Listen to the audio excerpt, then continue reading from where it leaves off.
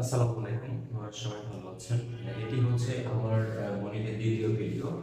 তো আজকে যে প্রশ্নটি সমাধান করব, সাধারণত এই ধরনের প্রশ্ন বিশেষ করে যেই নবম থেকে ১৬তম গ্রেডের যে পরীক্ষাগুলো হয়ে থাকে ২০ গ্রেডের, এগুলোতে কিন্তু এই ধরনের হচ্ছে গণিতের প্রশ্ন কিন্তু এমসিকিউ আকারে দিয়ে থাকে।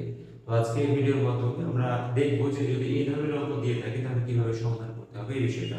প্রশ্নটি হচ্ছে ৭২ টাকায় একটি কলম বিক্রি করায় 10% ক্ষতি হয়। কলমটি কত টাকায় বিক্রি করলে 5% লাভ হবে, এটি হচ্ছে প্রশ্ন। তো এখন এটা বের করার জন্য আমাদেরকে আগে যেটা হিসাব করে নিতে হবে যে ক্ষতি এবং লাভ। আমরা এটা দেখবো যে 10% ক্ষতিতে বিক্রয় মূল্য হবে হচ্ছে 100 বিয়োগ 10 সমান হচ্ছে 90 টাকা, এবং 5% লাভের বিক্রয় মূল্য হবে 100 যোগ 5 সমান হচ্ছে 105 টাকা। তো এখান থেকে আমরা দেখলাম যে এটা কিন্তু আমাদেরকে হিসাব করে দিতে হবে 90% হচ্ছে 105%।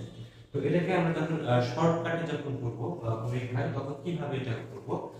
সুতরাং এই যে 10% বাদ দিলে যে 90% থাকতেছে, আসলে এই 90% সমান হচ্ছে 72 টাকা।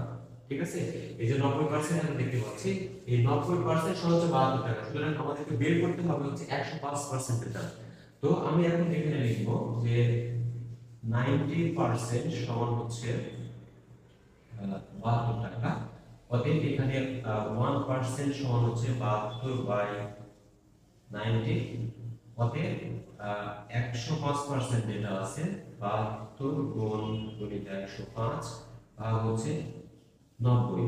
তো এখন এটাকে আমরা হচ্ছে কাটাকাটি করে নিব। কাটাকাটি করে যেটা হবে, এটা যদি আমরা 5 দিয়ে কাটাই, 5 দুগুণে 10, 5 একে 5, 5 একুশে হচ্ছে 105, আর এখানে 5 18 90। আবার এখান থেকে যদি আমি কাটি 4 18 72, তাহলে আসছে 4 একুশে 84 টাকা। সুতরাং এখান থেকে আমরা যেটা পেলাম যে 72 টাকায় একটি কলম যদি 10% প্রতিতে বিক্রয় করলে বিক্রয় মূল্য যদি 72 টাকা হয়, তাহলে 5% লাভে সেই কলমটার বিক্রয় মূল্য হবে হচ্ছে 84 টাকা। আশা করি বুঝতে পেরেছেন। এরকম ছোট ছোট অঙ্কগুলো আমরা প্রত্যেকদিন সমাধান করার চেষ্টা করব। আর পুরো ভিডিওটি সাথে থেকে দেখার জন্য ধন্যবাদ। পরবর্তীতে এরকম ছোট ছোট অঙ্কগুলো সাধারণত 16 থেকে 20 গ্রেডের যে জবগুলো আছে বা তার 14-15 গ্রেডের যে জবগুলো আছে এগুলোতে দিয়ে থাকে। সো সাথে থাকতে আপনারা ছোট ছোট অঙ্কগুলো দেখতে পাবেন। ধন্যবাদ সবাইকে।